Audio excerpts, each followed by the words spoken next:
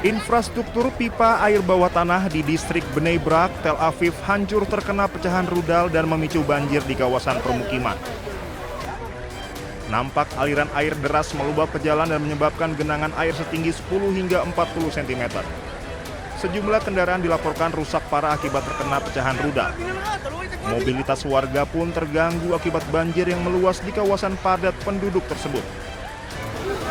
Petugas darurat pun langsung dikerahkan ke lokasi menangani kerusakan infrastruktur guna mencegah meluasnya banjir serta gangguan distribusi air bersih ke permukiman warga. Hingga saat ini otoritas setempat masih melakukan investigasi lebih lanjut terkait sisa-sisa proyektil yang ditemukan di lokasi terdampak serangan.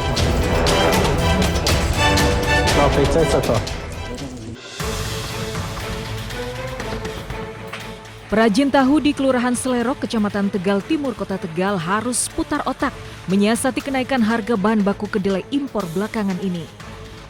Sejak perang Amerika dan Iran merebak, harga kedelai impor naik jadi 10.100 dari biasanya 8.500 per kilogram. Tapi menaikkan harga jual tahu bukan pilihan di tengah lesunya daya beli. Perajin pun memilih memperkecil ukuran tahu agar bisa tetap dapat untung. Kedelainya impor dari Amerika. Tapi rencana naik banyak terpaksa ya Pak kalau naik gitu. Kayaknya kayak gitu, agak naik kayaknya. Putar otak agar tidak merugi juga dilakukan perajin tempe di Kampung Tempe Bagusari, Kelurahan Jogotrunan, Lumajang, Jawa Timur. Sejak sebulan terakhir, harga kedelai melonjak jadi 10.500 dari sebelumnya 9.000 per kilogram. Agar tidak merugi, perajin mengakali proses produksi dengan cara menggiling kering kedelai agar tidak menyusut saat perendaman dan peragian. Ya, kalau pendapatan memang berkurang karena dengan tambahan naiknya harga itu. Jadi misalkan sekarang naik 1.000 berarti penghasilan saya 200 itu nggak ada sudah buat untuk kenaikan kedelai itu. Perajin tahu tempe was-was harga kedelai impor terus naik karena perang Amerika-Iran belum juga ada tanda-tanda berakhir. Tim Liputan iNews melaporkan.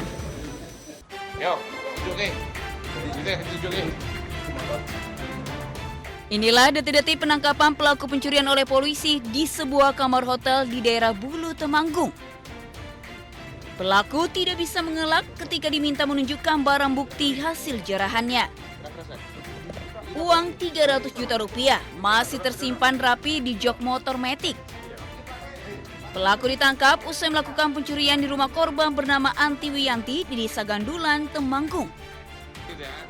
Dalam waktu kurang dari 24 jam, berbekal rekaman kamera pengawas, polisi berhasil mengidentifikasi pelaku. Awal pencurian, pelaku masuk melalui pintu geser rumah korban yang tidak terkunci dan dalam kondisi kosong. Kemudian mencongkel gembok, di dalam lemari dia menemukan 2 kantong plastik berisi uang tunai ratusan juta rupiah dan langsung membawanya kabur. Mengetok pintu, ternyata tidak ada orang di rumah, langsung melakukan pencongkelan, mengambil barang-barang dan uang tunai kurang lebih 300 juta. Nah, ada uang yang bisa kita amankan dengan cara membobol jendela. Dari tangan tersangka, polisi menyita barang bukti uang tunai ratusan juta rupiah, 1 unit sepeda motor, serta pakaian yang digunakan saat beraksi. Atas perbuatannya, pelaku terancam hukuman 7 tahun penjara. Dari Temanggung, Jawa Tengah, Didik Dono Hartono, iNews melaporkan.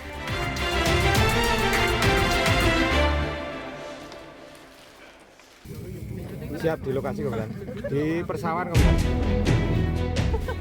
Warga digegerkan dengan penemuan jasad seorang wanita muda di area persawahan Desa Tangkil, Kecamatan Sragen, Jawa Tengah. Saat ditemukan, korban R 26 tahun dalam posisi telungkup dengan sejumlah luka di bagian tubuh. Polisi yang tiba di lokasi melakukan olah TKP untuk identifikasi korban. Polisi juga mengamankan sepeda motor milik korban yang tergeletak di lokasi kejadian. Korban pertama kali ditemukan oleh 2 warga yang hendak memancing di sekitar lokasi. Jenazah korban dievakuasi ke RSUD Dr. Sohadi Prijonegoro Sragen untuk pemeriksaan lebih lanjut. Kini polisi masih melakukan penyelidikan untuk mengetahui penyebab pasti kematian korban. Dari Sragen, Jawa Tengah, Joko Piroso melaporkan.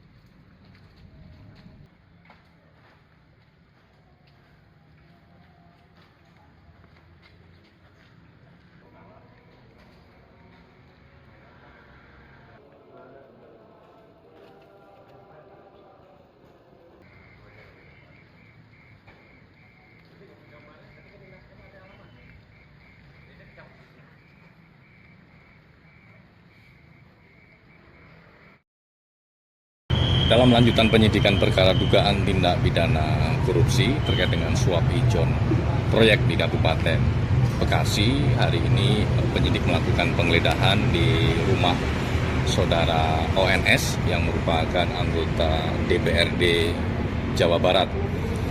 Adapun penggeledahan dilakukan di wilayah Kota Bandung.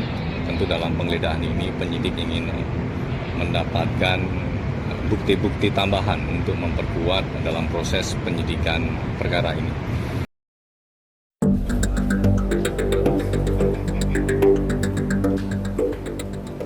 Komnas HAM memanggil sejumlah pejabat TNI untuk mendalami investigasi kasus penyiraman air keras terhadap aktivis Kontras Andri Yunus. Langkah ini dilakukan untuk menelusuri ada tidaknya perintah atasan di balik aksi penyiraman tersebut. Selain itu, Komnas HAM berencana memanggil keempat tersangka termasuk meminta keterangan dari saksi ahli.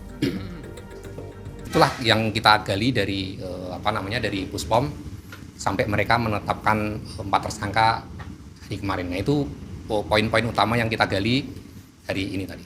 Komnas HAM mengajukan pertanyaan-pertanyaan terkait dengan apakah ini bagian dari operasi atau tidak, misalnya kalau bagian dari operasi apakah ada perintah atasan misalnya. Nah, itu beberapa hal yang termasuk yang kita tanyakan.